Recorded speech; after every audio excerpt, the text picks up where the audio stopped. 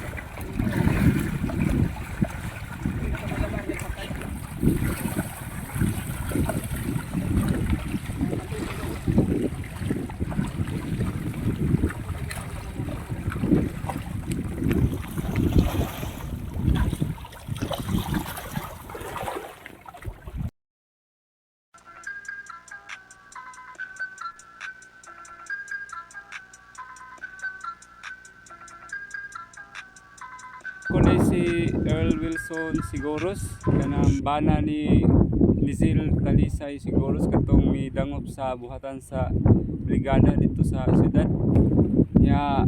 Ako ra karon ang naka niya mo ang kahimtang karon ang piskets kanang medyo natamting hasta nga mo ang puhunan kay wala gyud may ka ko wala ni suda mo ang piskets gyud nya dili pa to mo ang kuan gyud di ko ra mi nga gipabantay.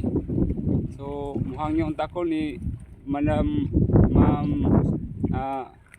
Rosalyn Kiamco Morales Kiamco nga maunta makuanan niya hang kanang makasabot kaon siya sa mga sang kaimtang kay dili ingon ani nga wala ni magkuan og dakong puhunan. So adto sab sa iyang kauban nga si Andrew Kirong bay ako mo tawag mo bay murag ato kita mo nagsabot bay pero dagham kang saad nga murag wala gyud mo makuan bitaw kanang magmalingin ko nimo.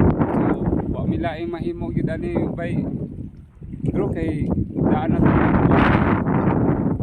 kuan hasta si Ma'am Rosalyn nga mudangop lamig legal gyud nga kuan at least ma-assist ni sa kuan gyud dili kay bago ko gyud sa wala maoray gyud na kuan nga kuan sa naman tabangan nimo na kuan ato masikulan sa ato aron kita mo sa punto nga kuan na dito ta amo kuan mo to daghan kayo salamat Sir Andrew o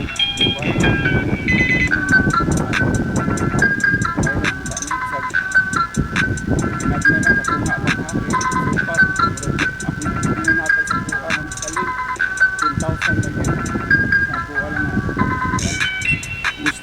fish kids. Ang kuhan kong fish ko sir, medyo wala ko yung kapatuloy sir. Kaya ang kami kong gikuan, naka-harvest ni, mag-load ni dayon. Nya karon wa man mi mabayad sa i-harvest, mo na nga tingla pa ng mga fish ko sir. Na ay volunteer, nga wa matrabaho. Kanina ni. Ba ni sir. Kawayan ko. Asa dapit? Para sa kuan. Mong sa bitulungan na ko sir. Ako ang budget yan eh, patuyo pa yun na rolling ng namin sa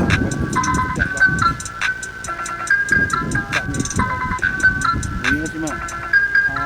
Ma'am Rosalie Morales Campo, ma'am, ang minimum ma'am, basig mo pan muhang isang mukhang sa tabang sa mga kaliwat ma'am, I'm sure na gamigid na mo buwag na to ang kaliwat ma'am, nagkuhan din na siya hindi rin na sa tuwang pagkuhan ma'am, huwag nga to kang Sir Andrew, murag wala naman kayo buwan Sir Andrew, murag salin naman gid mo ako ni matubang kung naani minunong Sir Andrew, hindi ka mo makita na mo kaya ka mo assist ni Ma'am Salin siguro Sir Andrew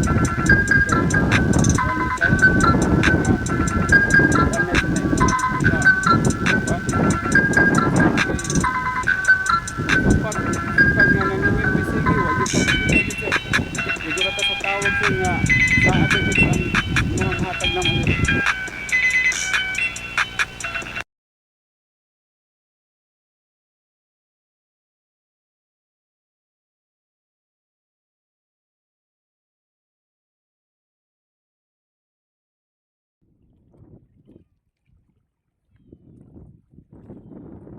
brigada. So ako si JC Cabreros dahil tagiyaan ni nga fish cage. So dinhi gi harvest ang akong isda nga 1,500 kilos nga balor og mga 250,000. Ibalik sir. Okay. Diretso lang sa introduce pangan.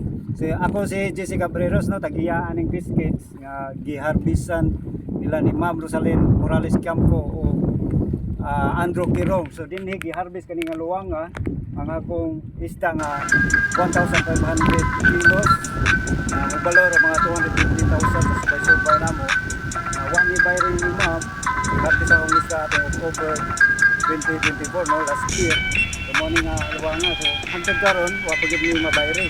So mo ni nga hitabo sa among luwang wa pa gyud ka bangon kay wa man ni nga bayri. So Ma'am Rosalyn, haluin taon ka namo.